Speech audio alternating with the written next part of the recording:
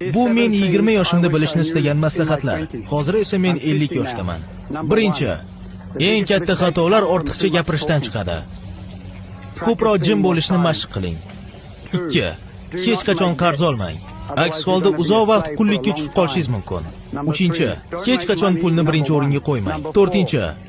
Biznesda ham, ko'chada ham, hattoki qamoqda ham hamkorlik sizga kurashdan ko'ra ko'proq kuch va do'st beradi.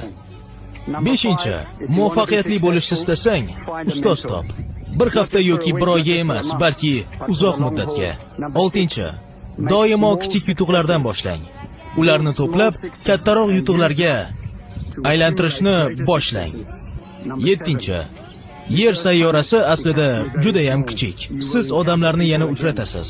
Har doim hurmat ko'rsating. Har kuni dushman orttirmang.